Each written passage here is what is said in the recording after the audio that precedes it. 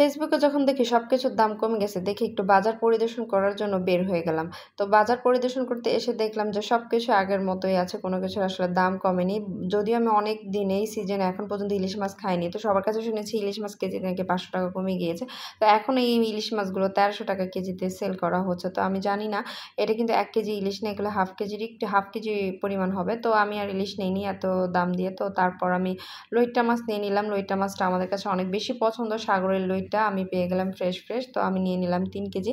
তো এখানে শিং মাছ ছিল, চিংড়ি মাছ ছিল। এগুলো আমি আসলে নেইনি। কারণ শিং মাছ আমার বেশি একটা পছন্দ না। আমি বাচ্চাদেরকে খাওয়াই।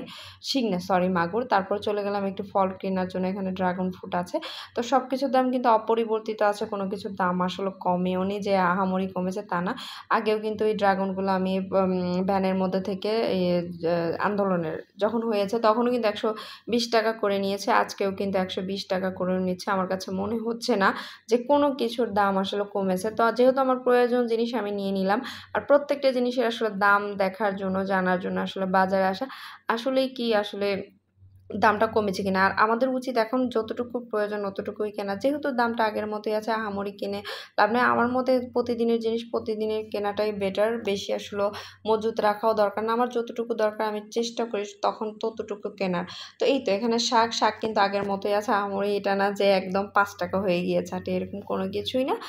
একেকটা মানে এখানে আমি লাল শাক নিয়েছি ৳১৫ করে আটি নিয়েছে। তারপর আমার কিছু গ্রোসারি বাজার ছিল ঘরের মধ্যে দুধ শেষ হয়ে গেছে, চাল তারপর অনেক কিছু বাচ্চাদের নাস্তা অনেক কিছু শেষ। মোটামুটি যেগুলো দরকার নিয়ে নিলাম। তারপরে লইট্টা মাছগুলো এনে খুব ভালো মতো করে ফ্রেশ করে আগে ধুয়ে নিলাম। যেকোনো মাছ এনে আমি আগে ভালো করে ধুয়ে নিই। তারপরে সামারের জন্য একটু ক্রিমি রোল আনলাম, ঘরের জন্য চায়ের দুধ আনলাম। তারপর আরো যেগুলো প্রয়োজনীয় জিনিস সেগুলো কিন্তু আমি নিয়ে নিলাম। নিয়ে বাসায় চলে আসলাম।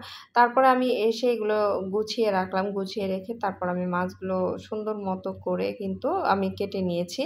আর কেটে নেওয়ার আগে এই যে মাছগুলো একটু দেখাচ্ছি দেখুন মাছগুলো এরকম ফ্রেশ একদমই কিন্তু আমার কাছে অনেক বেশি ভালো লেগেছে। আর লইট্টা মাছের কেজিটা ছিল ৳২২০।